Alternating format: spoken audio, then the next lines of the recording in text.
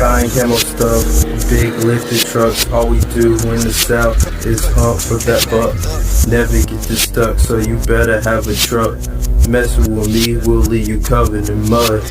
Country boy swagger, boots on my attire. Everybody hating, but I ain't really minding. It's awesome, my truck can't leave you blinded. Let me show you how it's done, just get behind me. It's a great day out here at the ranch, and as you can see, I have purchased another Sweptline. And you're probably like, why does this guy keep buying trucks and nothing's getting done? But I promise you guys, we are working just on a bunch of different things at the same time, which is why everything is taking forever. This truck actually serves several purposes, so just hear me out. Let me explain, and know that I only paid $600 for the truck. It got delivered last night thanks to my older brother, and hopefully it's going to make our lives a lot easier for a variety of reasons. So just stick with me and I'll explain it all. So if you remember, this crew cab that we're building is supposed to be going on that second gen frame out there. One of the biggest issues that we had is the crew cab is 148 inch wheelbase, and the second gen out there is 163 inch wheelbase. And so when we measure from the back of the bed to the center of the wheel well, we get 40 inches out here on the crew cab. And what I've done is I've went ahead and wrote that down: 48 inches, 148 inches wheelbase, and then 40 inches to the wheel well from the very back of the bed. And so I don't really care what the wheelbase is on the Camper Special, because the Camper Special is a single cab, so it's not going to make sense if I do that math. What I do care about, however, is the distance from the back of the bed to the center of the wheel well, which is roughly 53.5 inches. So we're adding 13.5 inches. Now, the reason that this is so significant is because the donor truck is 163 inch wheelbase. And what I'm hoping is going to happen is, with us using this long bed that's actually in better shape cosmetically from the outside than the blue bed, we're going to be able to make it fit on the 163 inch wheelbase. And I know a lot of you are probably thinking, well, what's going on? Why, haven't you got any work done? We've actually had Barn Built Performance out here working on the truck. I bought a new P-pump. Now I'm going to insert some videos here for those of you that don't remember in the first video us explaining the situation with the P-pump. All right.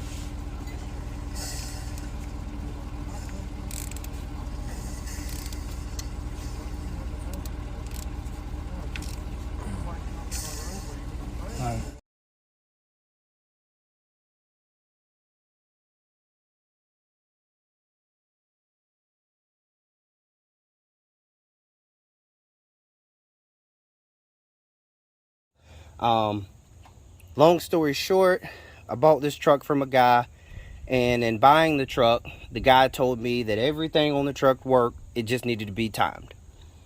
Come to find out, the guy had welded the P-pump he said was brand new to the timing gear and effectively ruined that P-pump. So I spent weeks trying to find someone to fix the P-pump, and then ended up just buying a new P-pump and then taking him to court and suing him civilly. At that point, the police got involved because he'd done a bunch of stuff, and long story short, the guy that I bought this vehicle from is being charged with 3 felonies and 3 misdemeanors. So do not lie when you are trying to sell a car, because it's not worth it. Just tell the truth. If you make less money, hey, be a good person. But we are working on this, and as soon as this is done, as soon as this is fixed, we are actually going to start building the crew cab. But let's go back in here to the board and put some numbers up. This is the wrecker for you guys that are wondering. Got the Holmes 480 on it. I'm excited to get to work on that. Right now, we are 40 inches to the wheel well with this regular bed on it. And 148 inch wheelbase. Well, the long bed is 54 inches to the wheel well. And that's going to give us a 14 inch difference, right? And when I add 14 inches to 148, we end up at 162 inch wheelbase, which I'm hoping is going to work out on the second gen.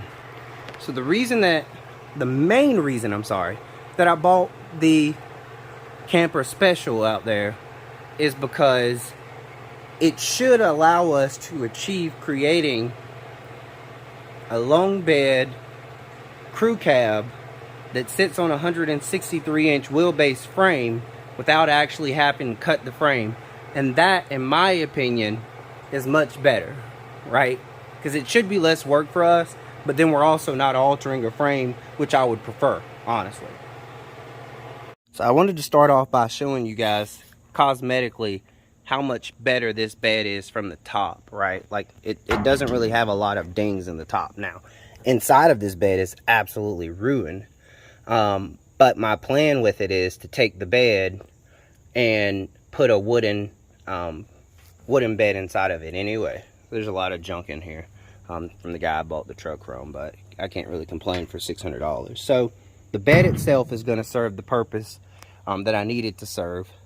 And then the rest of the truck is going to serve several purposes. I'm taking all the badges off of the truck because I just think that that is what I want to do. And I don't know if a lot of you are aware of this, but I am a really big collector. Like, I collect shoes, used to collect Pokemon cards, Yu-Gi-Oh cards. Anything that I start collecting, like I want to complete some sort of collection, and I like to do obscure things. And so originally, when I started doing this, what I wanted to do was get 4 crew cabs with the 4 different grills: 61 to 65, 66 to 67, 68, 69, and then the 70, 71. I don't have a 68 truck that I plan on like actually building. So I sat there and I thought about it. I love the color of the single cab long bed I bought out of Tennessee. It has a title. This truck has the grill that I want, has the front bumper that I want, has an O that I need, and also has a 318 in it. So I think I'm going to take all 4 of those things and put them on that truck. Then that truck will be running. And another thing that the green truck has that the blue truck needs is a windshield. So why not just take the windshield and use it on the blue truck? Then we know that we're not going to use the slant 6 that's in the crew cab that's covered up right now. I'll insert a picture of it here.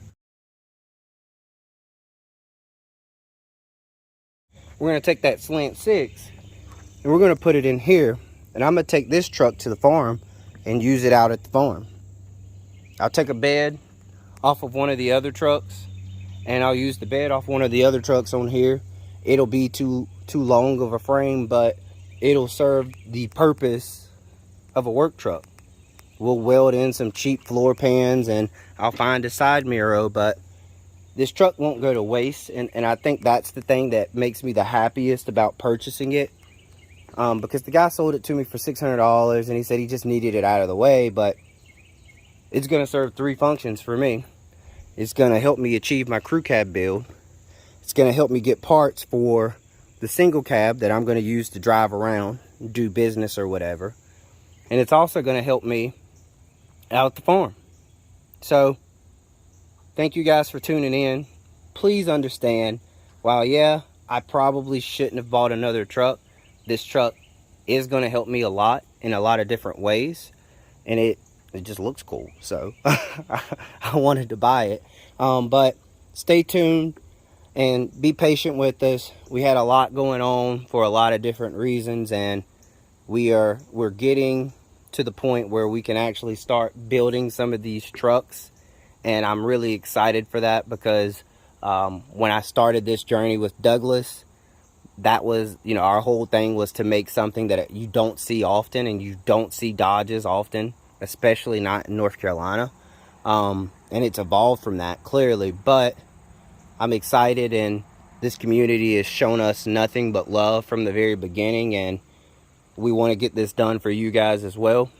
So stay tuned, and hopefully the best is yet to come. Also, check out the under $5,000 Jeep WK build that we're doing. Like and subscribe to the video. Thanks, guys.